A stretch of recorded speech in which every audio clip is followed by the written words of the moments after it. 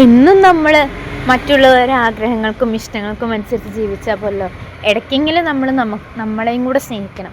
എന്നാലല്ലേ നമ്മളെ ജീവിതത്തിനൊക്കെ ഒരു രസം ഉണ്ടാവുള്ളൂ, നമുക്ക് നാളെയും നല്ല മനോഹരമാക്കണം എന്നൊക്കെ തോന്നുള്ളൂ. അപ്പം ഞാൻ വേറെ ഒന്നല്ല കേട്ടോ, ഇടയ്ക്കൊക്കെ നമ്മളെ ആഗ്രഹങ്ങൾക്കും ഇഷ്ടങ്ങൾക്കൊക്കെ നമുക്ക് ടൈം കണ്ടെത്താം കേട്ടോ. നമുക്ക് വേണ്ടി നമ്മൾ ജീവിച്ചില്ലെങ്കിൽ പിന്നെ ആരാ ജീവിക്കുക? നമ്മളെ ഇഷ്ടങ്ങളും കണ്ടറിയാൻ നമ്മൾ തന്നെ ഉള്ളൂ. അപ്പോൾ എല്ലാ കൂട്ടുകാർക്കും നമ്മളെ പുതിയ വീഡിയോയിലേക്ക് സ്വാഗതം.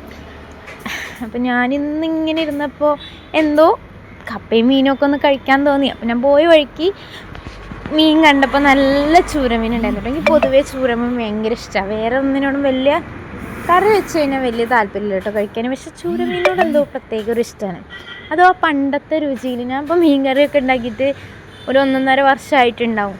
ഒരുപാട് നാളായി ഞാൻ മീനൊക്കെ കുക്ക് ചെയ്തിട്ട്. ഏട്ടനുള്ളപ്പം ഏട്ടൻ്റെ ഇഷ്ടത്തിനനുസരിച്ച് അങ്ങനെ വെച്ച് കൊടുക്കും. ഏട്ടൻ പോയാൽ പിന്നെ അങ്ങനെ അതിനോടൊന്നും വലിയ താല്പര്യം തോന്നിയിട്ടില്ല.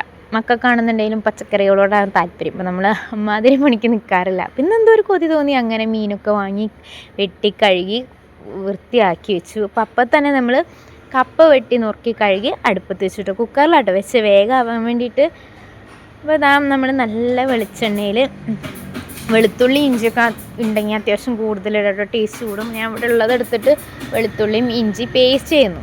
അപ്പോൾ ആ പേസ്റ്റും ചെറിയ ഉള്ളിയും കൂടെ ഇട്ട് കടുകും ഉലുവയും കൂടെ പൊട്ടിച്ച് കറിവേപ്പിലയും ഇട്ട് മൂപ്പിച്ച് നമ്മൾ ഈ കൂട്ടും കൂടെ ഇട്ട് നന്നായിട്ട് മൂപ്പിച്ച് വന്നിട്ട് നോർമലി ഉള്ള മുളക് പൊടി, മല്ലിപ്പൊടി, മഞ്ഞൾപ്പൊടി, ഉപ്പ് ഇതൊക്കെ കൂടെ ഇട്ടിട്ട് നന്നായിട്ട് മൂപ്പിച്ചെടുത്തു കേട്ടോ.